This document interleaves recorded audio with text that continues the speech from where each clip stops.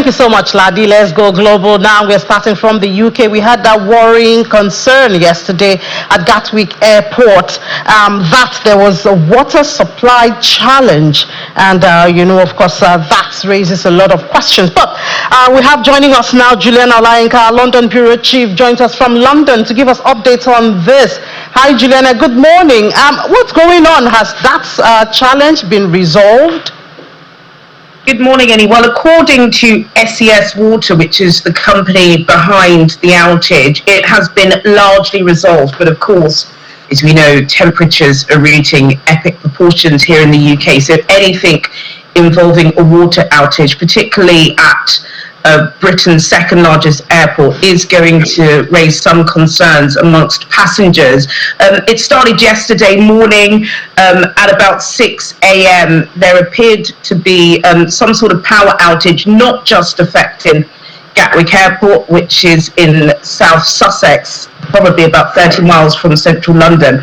It appeared to affect the entire area in the southeast of England. So there was no drinking water, no water to flush toilets. So if you were at Gatwick Airport yesterday, you would have struggled to eat during your layover time. But as I said, it appears to have been largely resolved. We're not necessarily sure exactly what caused the outage, but again, as we have had extreme temperatures in the UK, we are starting to see some infrastructure around the country buckling under these extreme temperatures. So according to the water company and Gatwick Airport, it is largely resolved. So if you are flying into the country via Gatwick this morning, hopefully you'll be able to receive some sort of water if you're in need of it when you get to the terminal.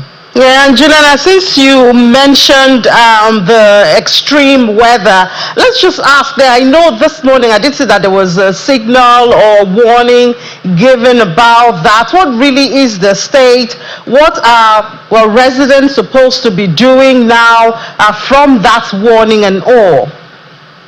Yeah, that's absolutely right. So we have had several warnings over the past couple of months in the UK about extreme weather, which, as you know, Innie, has been spreading across Europe, particularly in Northern Europe. I know there were significant scenes.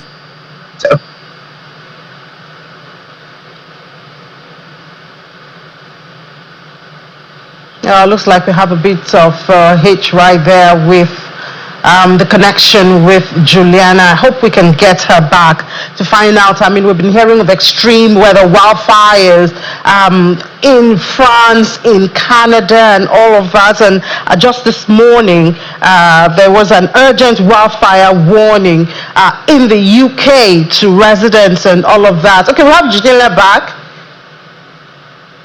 Juliana, are you back? I'm here. Okay. All right, please go ahead. We're talking about the extreme weather. Yeah, that's absolutely right. So we have had a Met Office warning that we are going to be experiencing our fourth heat wave in the UK this week, which should be a good thing for some people because, of course, we know that this island is usually very cold and very windy. But we do struggle with extreme temperatures here. And it is particularly serious. I'm sure many of our viewers have been seeing the scenes that have been taking place in Northern Europe, especially in Spain and France over the weekend, severe wildfires. And that is the concern of the fire service in the UK this week. I believe there have already been this year about 342 wildfires. And so the fire service are urging individuals not to be putting out barbecues in parks. I know a lot of people, especially from our community, like to do that when the weather is hot. Don't do it. It's just not worth it. It does cause extreme danger to life. Also, as well, going into extreme cold weather, which we have seen has extremely cold pools and bodies of water, which has killed several people over the past couple of weeks. We have had fire services and the ambulance urging people not to do that. So from Wednesday and Thursday, we're expecting temperatures to reach well above 30 degrees, which, as I said, a couple of years ago would be something to celebrate. But now there is extreme caution. So please, please, please be careful, especially our community, Innie. Sometimes we do like to wrap children up in, hats, scarves. just please don't do it. And I guess, Juliana, there's a whole lot of talks about staying hydrated, what you eat, at a time like this. I think that's another area that people have to be very intentional about. Definitely, you have to be very, very careful. In fact, to be honest with you, Innie, when there is extreme temperature in the UK like this, the best thing is just to stay at home, especially when you have young children, especially for the elderly as well. There have been so many excess